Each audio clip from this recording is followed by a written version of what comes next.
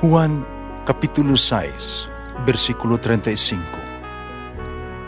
Si Jesus miingon kanila, "Ako mao ang pan nga naghatag sa kinabuhi.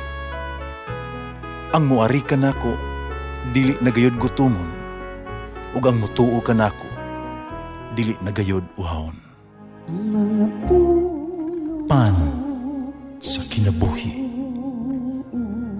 maglikon unta sa mong pagtuo ug gagaka kami sa pagtuman sa imong mahal nga kasuguan.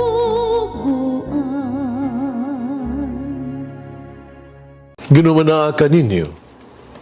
Sa ating Ebanghelyo sumala ni San Lucas. Diyan natapos na ang 8 ka adlaw, gituli na ang bata, ginganlan siya Jesus. Ang ngalan nga gisulti sa anghel, sa law pa magmabdos si Maria. Sa dihang higayon na sa pagtuman sa seremonya sa paghinlo sumala sa balaod ni Moises, gidala nila ang bata ngadto sa Jerusalem aron paghalad niini sa Ginoo. Ingon sa naisulat sa balaod ni Moises, ang tanang panganayng lalaki pagatagon gayud nga balaan alang sa Ginoo. Magtanyag usab silag mga halad sumala sa gisugo sa balaod sa Ginoo, usa ka pares nga tukmo ug duha ka salampati. Karon adunay usa ka tawo sa Jerusalem ginganlag Simeon. Kitawhana tinuod nga matarong ug maampuon. Nagpaabot siya sa kaluwasan sa Israel. Nagauban kaniya ang Espiritu Santo. Gipadayag niya kaniya sa Espiritu Santo nga dili gayud siya mamatay hangtod nga iyang makita ang Mesiyas nga gisaad sa Ginoo. Giniyahan sa Espiritu, misulod siya sa templo. O sa dihang gidalan si Jesus sa iyang mga ginikanan sulod niini aron pagtuman sa gisugo sa balaod, ikugos ni Simeon ang bata, gidayeg niya ang Dios nga nagkanayon. Karon Ginoo, tungod kay imo namang gituman ang imong saad, tuguti ang imong sulugoon nga mohalina nga malinawon. Kaya nakita ko ang imong kaluwasan na imong giandam utubangan sa tanang katawhan. Usa ka kahayag nga nagpadayag sa mga dili Hudiyo ug alang sa maya sa imong katawhan ang Israel. Natingala ang amahan ug inahan sa bata sa iyang pagkadungog si pamulong ni Simeon mahitungod kaniya. Unya gipalanginan sila ni Simeon.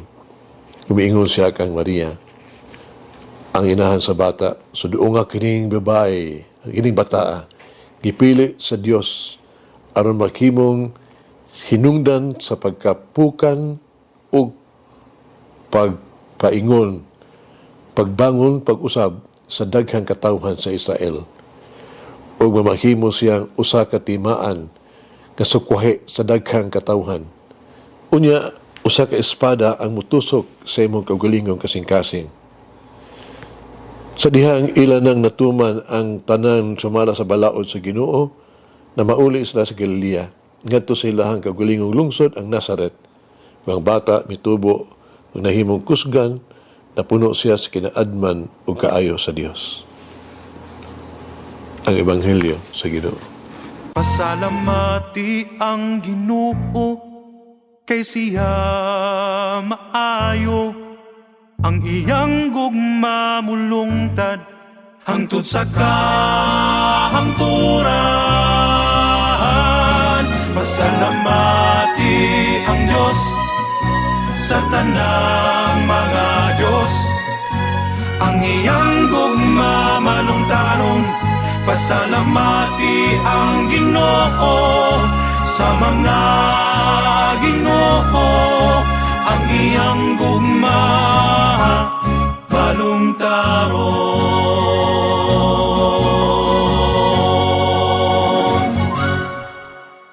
Gikan sa Ebanghelyo karong adlaw atong mapalandungan kining duha kapangutana.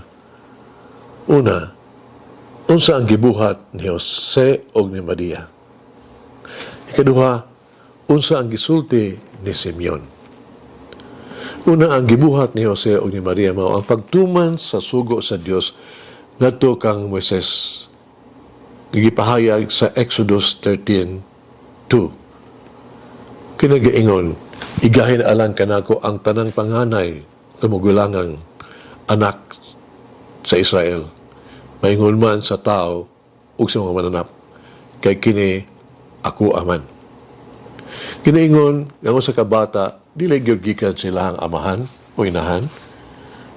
No, raglutsanan na ni sila. Kundi ang ginikanan mo gyud ang Dios. Kita tanang gikan sa Dios. Ang atong gitaw ginikanan, pinilan lamang sila sa Dios. Ang Dios nagtugyan lamang sa mga bata ngadto sa pag-atiman sila mga tawag to parents ginikanan. Iya kita sa Dios. Kita gikan sa Dios ug mabalik sa Dios. Ug ang Dios sa Dios atong ihalad ang atong kinabuhi. Dini sa Ebanghelyo karong adlaw, si Jose ug si Maria nagtumo sa sugo sa Dios. Kinang seremonya sa paghalad balik ngadto sa Dios ang panganay tawag kini og presentation paghalad ngadto sa templo. Sa diha nga si Jesus gihalad na ngadto sa templo, gilan ni Simeon nga kining bataa mauna ang gisaan nga Mesiyas. Kitagna pagani niya ni Simeon ang tulo ka butang bahin kang Jesus. Una nga kining bataa moagi og pag-antos. Ikaduha anaa ang paglansang sa krus nga kinahanglan agian ni Jesus pang kini sa kadaugan sa kadugayan mosampot gyud sa kaluwasan sa Israel. Ikatulo na si Jesus mabanhaw pag-usab ug mahimong himaya sa mga hintel. Pagkining tulo ka butang mahitungog kang Jesus, di lamang kini para kang Jesus. Para usab kini kanato. Kaya bisan kinsa nga magsunod kang Jesus ug mapas-an sa usab siyang cross. Kaya dadon niya kini hangtod sa punto sa iyang kaugalingon nga paglansang sa krus. Pero siya sa makaangkon sa ug kaluwasan. Parang ato ang krus mao usab ang ato asang kaluwasan. Human sa krus mao ang atong himaya. Sa atong pagsaulog sa presentation karon sa Ginoo, sa Batang Jesus, di sa templo, atong una-unaon, unsa ang atong ihalad ngadto sa Ginoo? Kita. Unsa ang atong danon ngadto kaniya? Presentable ba kini? What do we present to Him? Kita makapahimot ang atong halad sa Dios? Kaya unsay giingon ni Simeon? Si Simeon nagtinguha nga makakita sa mangluluwas. O di lamang si Jesus ang iya nakita, nakaila siya kang Jesus. Iya ganing kikugos ang bata. Pan Simeon mituaw karon. No? Matutudlo. No? Ginoo mahimon nimo nang kuhaon ako ang imong sulugoon nga malinawon, muhalin. Kaya makaingon ba usab kita, Ginoo, kuha ang ako sa imong alagad nga malinahon. Kung ako mahimong usa ka makakaulaw, dunay kinabuhi makakaulaw. Kuha ako, di pa ako maluya kani, magpalayo kani mo Ginoo tungod sa akong mga sala. Og unta ako maglinahon, mabiya nining kinabuhi ang uban kanimo. Masugilanon bahin ni sa Tomas. Nga siyang takna siyang kamatayon. Idawa siya sa balaang komunyon ni kalawat siya. Unya namulong siya. Ayun. Gidawat to ikaw, akong bilinong gasa sa katubdanan, sa katubsanan sa akong kalag. Ikaw kanunay ako ang malandungan. No? Ikaw kanunay akong gidaig, gipaambit giwali sa uban. Kada panahon nga ako masayop kanimo, masayop. Pasiluay ang taon ako sa akong mga sala. Sa imong paghukom, itugyan ko ang akong kalag. Hagit sa kinabuhi. Atong sundon, ug tapuson ang atong adlaw, ug ato ang mga buhat, uban ni Jesus. Karon natong ihalad kang Jesus ang tanan natong mga buhat, ang atong mga adlaw, o mga bunga sa ato ang mga kahago.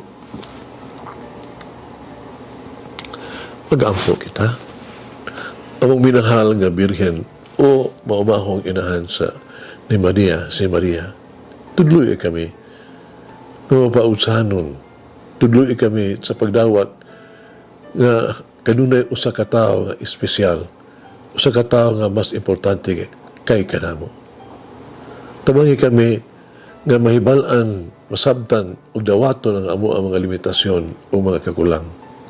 Iampo kami katagaan ang imong kusog sa pag-usab sa mga manghilad nga batasan aron kami mamahimo nga buutan nga mga anak nimo. Among minahal nga birhen, maumahong inahan kasi Maria, tudloi kami nga mahimong instrumento sa gugma, kalinaw ug panagiusa. Giyahi kami nga makasubay kami sa tarong nga dalan sa kinabuhi uban sa imong pag-agak. Tabangi kami nga makaamgo nga kami nga imong ipaambit sa imong anak nga si Jesus, kituwag usaw sa pagpaambit sa iyang gugma o kalinaw sa uban. Amen.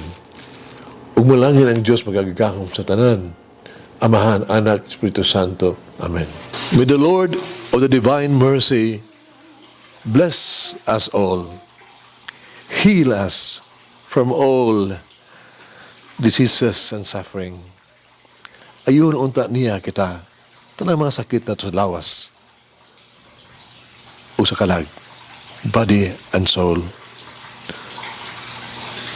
In the name of the Father, the Son, and of the Holy Spirit. Jesus, I trust in you.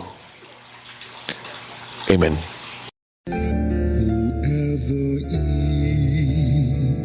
The bread of life will never hunger, says the Lord. Kay galaan inyong nabati ang pagpaambit ug hamubong pamalandong sa pulong sa Dios pinaagi sa tulumanon pan sa kinabuhi nga gidumala ni Monsignor Daddy Silva. Hangtod na usab sa sunod higayon, daghang salamat. The bread of life.